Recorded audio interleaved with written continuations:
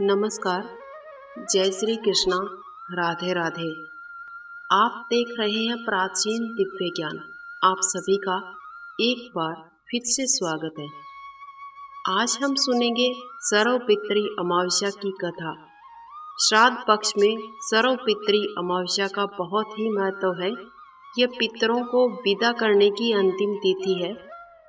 अगर कोई श्राद्ध तिथि में किसी कारण से श्राद्ध न कर पाए या फिर श्राद्ध की तिथि याद नहीं है तो सर्वपितृ श्राद्ध अमावस्या पर श्राद्ध किया जा सकता है।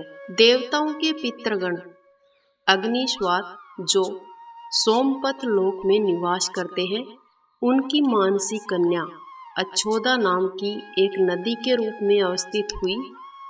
एक बार अच्छोदा ने 1000 वर्ष तक तपस्या की, जिससे प्रसन्न होकर देवताओं के पितृगण अग्निश्वात और बहिष्पद अपने अन्य पितृगण अमावस्या के साथ अच्छोदा को वरदान देने के लिए आश्विन अमावस्या के दिन उपस्थित हुए।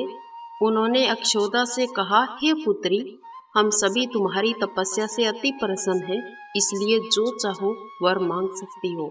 लेकिन अक्षोदा ने अपने पितरों की तरफ ध्यान ही नहीं दिया। वो अति तेजस्वी पितर अमावस्या को अपलक निहारती रही।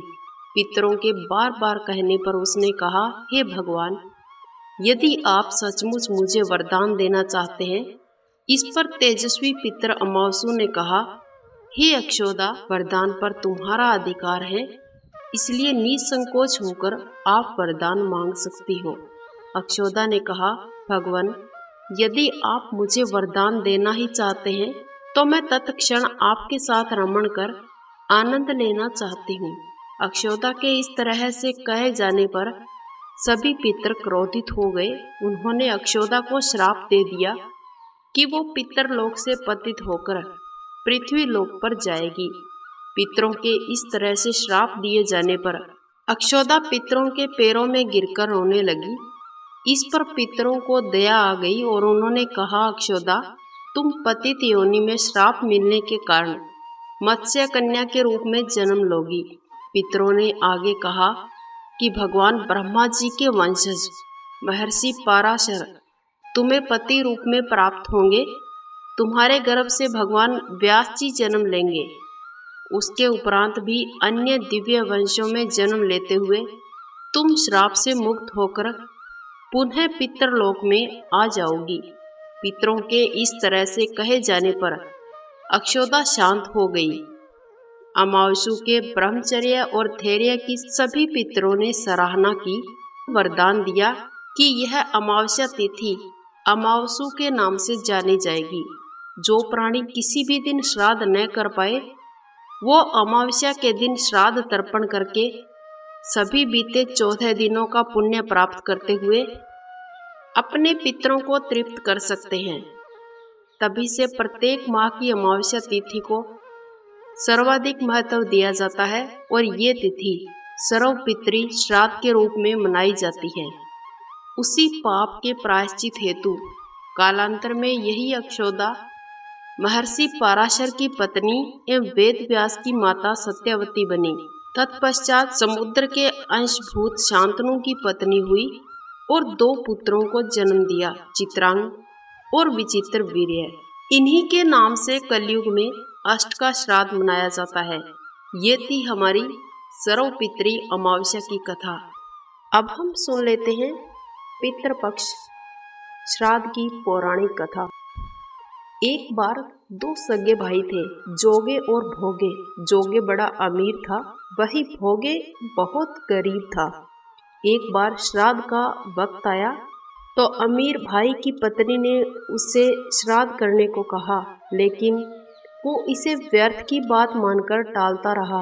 ऐसा करने पर अमीर भाई की पत्नी ने सोचा, अगर श्राद्ध नहीं किया तो लोग तरह तरह की बातें मनाएंगे, इसलिए ऐसा करती हूँ कि अपने मायके वालों को दावत देकर बुलाकर अपनी शान दिखाऊं। अमीर भाई की पत्नी ने श्राद्ध पर मदद करने के लिए गरीब भाई की पत्नी को बुला लिया। श्राद्ध का दिन आया तो भोगे की पत्नी पूरा दिन काम पर लगी रही। पूर्वजों के लिए खाना बनाया, लेकिन जैसे ही उनके पूर्वज खाने आए तो देखा कि वहाँ पर तो अमीर भाई के ससुराल वाले खा रहे हैं। पितर निराश हो गए तो वो गरीब भोगे के घर गए तो वहाँ क्या देखा कि पितरों के नाम पर अंगियारी दी हुई है। पितरों ने उसकी राख चाटी और भूखे ही चले गए। सबने आपस में बातें की और कहा कि अगर भोगे अमीर होता तो उन्हें भूखा नहीं रहना पड़ता। पितरों को उस पर दया आई और उन्होंने कहा कि भोगे के घर धन आ जाए। शाम हुई तब गरीब भोगे के बच्चे खाना मांगने लगे, लेकिन उनके घर में तो कुछ था ही नहीं।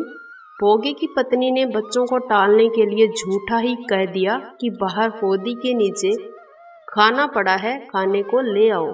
बच्चे जब वहां गए तो देखा कि वो होदी सोने चांदी की मोहरों से भरी हुई थी।